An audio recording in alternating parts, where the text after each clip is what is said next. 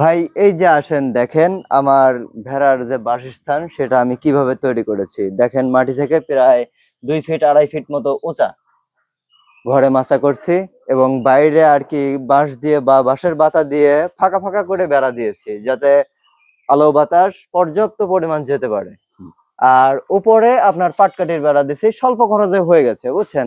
আসেন এবার ভিতরে আসেন, দেখেন আমি কিভাবে মাচাটা তৈরি করেছি। বাঁশের মাচা তৈরি করেছি আর মাঝখানে কিছু কিছু জায়গা বানাইছি, যেমন এই পাশে আপনার যে রাজাগুলো থাকে সেগুলা এই পাশে রাখি, ওই পাশে খাবারের পাত্র আছে, রাতে যদি খাবার দিই তাহলে ওইগুলাই খায়। আর এই এই মাঝখানে বাচ্চা রাখি আর এই পাশে মা গুলো রাখি বুঝছেন। সবকিছুই আর কি আলাদা আলাদা করে রাখি যাতে ওরা কোনো প্রকার কোনো মারামারি দুষ্টামি না করতে পারে মানে বুঝছেন। অস্বস্তিকর পরিবেশ? না না না, ওরা করতে পারবে না, সেটা করতে পারবে না, একবারে সবাই নিরিবিলি ভাবে থাকে। সমবয়সীরা একসাথে থাকবে? জি, সমবয়সীরা এক পাশে, বাচ্চাগুলো আর এক পাশে, বাচ্চাগুলো রাখে আলাদা করে যাতে ওই আপনার বড়গুলা ওদের কিছু না করতে পারে। যেমন অনেক সময় পায়ের নিচে পড়ে বা গুঁতা দেয়, এগুলাতে তো বাচ্চাদের অনেক ক্ষতি হয় বুঝছেন। তো আমি এখন দেখতে পাচ্ছি এখানে কিছু ঔষধ সামগ্রী হবে জি, সম্ভবত। আপনার এই যে আপনার জিঙ্ক আছে, জিঙ্ক রাখি খাওয়ার জন্য ভেড়ার। তারপরে আপনার কৃমিনাশক আছে, এমনি চোখের একটা ড্রপ আছে, হালকা পাতলা কিছু গ্যাসের ওষুধ আছে। এইগুলাই আর কি সংগ্রহ করে রাখছি, যে কোনো মুহূর্তে যে কোনো সময় কাজে লাগে। ফ্যান দেখতে পাচ্ছি। ফ্যান রাখছি, অনেক সময় গরম হয়, গরম হলে পরে আপনার ফ্যানটা চালাই দিই, ওরা সুন্দরভাবে থাকতে পারে আচ্ছা, ঠান্ডায়। তো বেশ ভালো লাগলো, এত সুন্দর পরিপাটি সাজানো গুছানো। আমি বলতে চাই যে এটা একটা ওদের জন্য বাসর ঘর। জি, ওদের বাসর ঘর একটা। ঠিক আছে, হ্যাঁ, কেননা দেখেন কত সুন্দর, একেবারে পরিষ্কার পরিচ্ছন্ন, মাচার উপরে থাকবে, আবার এভাবে মাঝে মাঝে দোলেও।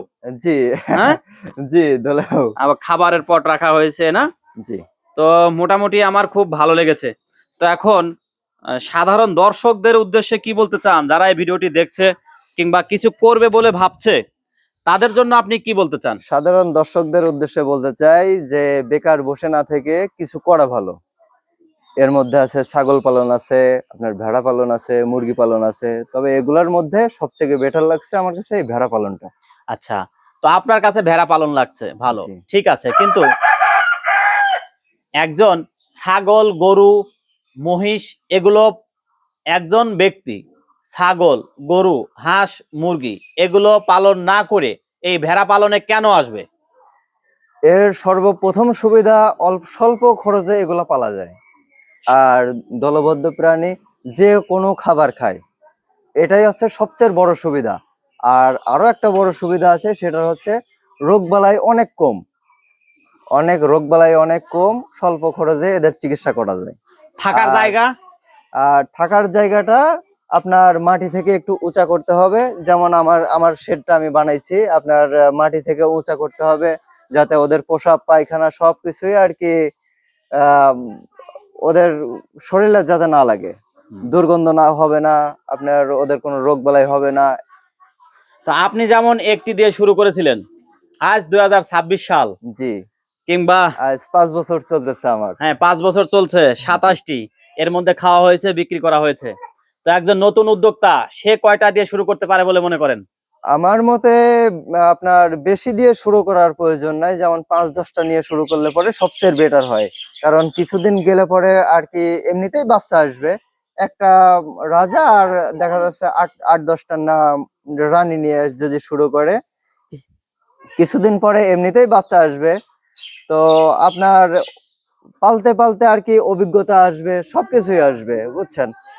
এতে আপনার পালার সুবিধা হবে। আর যদি কেউ যদি মনে করে যে আমরা একবারেই অনেক দিয়ে শুরু করব, তাহলে সে মেনটেন করতে পারবে না আচ্ছা, বুঝছেন। আচ্ছা, কেউ যদি চাকরি কিংবা ব্যবসার পাশাপাশি এগুলো করতে চায়, এগুলো সম্ভব কিনা? জি সম্ভব, এগুলা সম্ভব। বাড়িতে বাড়িতে যে কোনো এক জায়গা অল্প একটু ঘিরে খড় খড় মতো বানায় সে অনায়াসে লালন পালন করতে পারবে।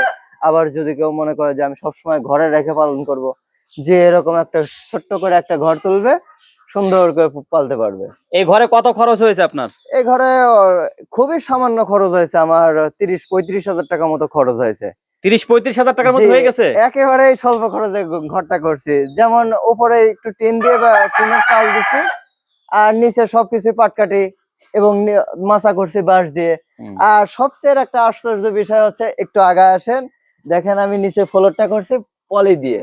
আচ্ছা, এটা কিভাবে জি জি সম্ভব? জি, পলিথিন দিয়ে শুরু করছি। আপনার ময়লাটা পরিষ্কার করা হয় নাই, তো পলিথিন দিয়ে নিচের ফ্লোরটা করছি।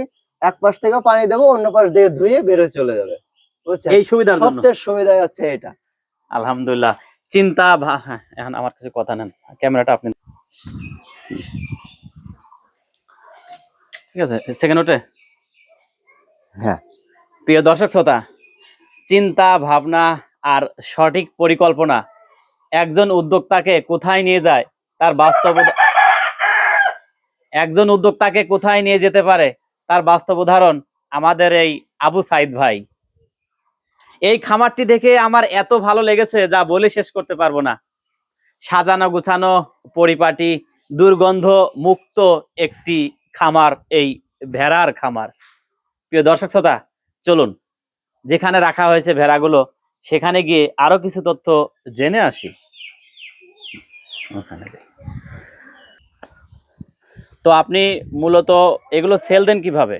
ভাই, আমি বেশিরভাগই সেল দিই বাচ্চা। আমার বাড়ির থেকেই সবকিছু আর কি নিয়ে যায়, বুঝছেন? বিভিন্ন জায়গা থেকে নিয়ে যায়। যেমন আহ কিছুদিন আগে গোয়ালন্দমুর বিক্রি করছি, তারা ওখান থেকে আমার সাথে ফোনে যোগাযোগ করে এসে নিয়ে গেছে। আবার আর অল্প কিছু, মানে কিছুদিন আগে বালিয়াকান্দি থেকে এসে দুই জোড়া, মানে এক জোড়া বাচ্চা নিয়ে গেছে। আলহামদুলিল্লাহ। তো আমি এখন জানতে চাই, এই যে ভেড়া, জি এই ভেড়ার আহ, যত্ন সম্পর্কে, অর্থাৎ কখন গোসল করান, কখন খাবার দেন, একটা দিনে কখন কখন খাবার দেন, কখন কখন আমি বলি, এখন সংক্ষেপে আমি বলিনি, এখন সংক্ষেপে যদি বলতেন দিনের শুরু থেকে রাতে শোয়ানোর আগ পর্যন্ত এই খামারে কতটুকু সময় দিতে হয় এবং কখন কি করেন? ভাই, আমি ঘুম থেকে উঠে ওদের ঘর থেকে বের করে এই জায়গা রাখি, আপনার বাগানের খড়ে রাখি। খড়ে রাখে কিছু সময় রাখবো, যেমন 1 ঘন্টা মতো রাখবো।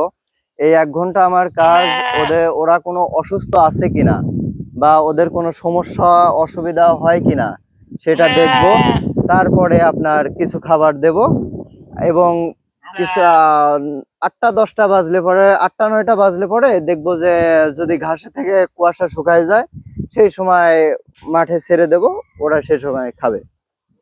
আচ্ছা, তো দিনে কয় বেলা খাবার দিতে হয় ওদের?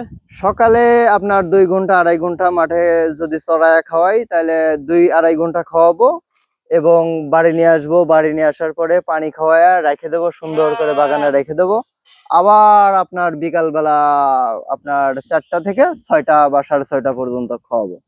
দিনে 2 বার আমি খাইতে দিই। আর রাতে? রাতে বেশিরভাগ খাইতে দিই না, যদি আবহাওয়া খারাপ থাকে তাহলে খাইতে দিই। আচ্ছা, তো এদের গোসল করান কখন আপনি? গোসল আপনার 11টা থেকে শুরু করে 1 ঘন্টা 2 ঘন্টা লাগে, 1-1.5 ঘন্টা লাগে। এই আর কি, এইরকম সময়ে গোসল করালে ওদের লোম গুলা শুকাতে সুবিধা হয়। প্রতিদিনই গোসল করান নাকি সপ্তাহে একদিন? না, প্রতিদিন গোসল করানো হয় না। আপনার 1 সপ্তাহ বা 10 দিন পরে একদিন গোসল করানো হয়। 1 সপ্তাহ বা 10 দিন পর পর গোসল করানো হয়? জি, আচ্ছা, তো আপনি আপনার এই ভেড়াগুলো নিয়ে কতটা সন্তুষ্ট? আলহামদুলিল্লাহ অনেক সন্তুষ্ট আমি, আল্লাহর রহমতে খুব ভালো আছি আমি। তো হ্যাঁ, এভাবে বলবেন যে আল্লাহর কাছে শুকরিয়া। আল্লাহর কাছে অশেষ শুকরিয়া যে আমি একটা থেকে আজকে 27টা পর্যন্ত আমার খামারে আছে, এবং আমি অনেকগুলা খাইছি, বিক্রি করছি। এতে আল্লাহর কাছে অনেক লাখো কোটি শুকরিয়া। আচ্ছা, তো এখন একটি মা ভেড়া থেকে প্রতি বছর বাচ্চা কয়টা পাওয়া যায়? বাচ্চা বেশিরভাগই 2টা 3টা। এই যে এই মাটা আছে, এই মা থেকে আমি প্রত্যেক বছর 6টা করে বাচ্চা পাই। প্রত্যেক বছর? জি, প্রত্যেক বছর 6 মাস 5 মাস পর পর বাচ্চা দেয়। 21 দিন পরেই হিট চলে আসে। 21 দিন পরে হিট চলে আসে, প্রত্যেকবারে ওর 3টা করে বাচ্চা হয়। আলহামদুলিল্লাহ। আচ্ছা, মোটামুটি শেষ। হ্যাঁ, জি। এখন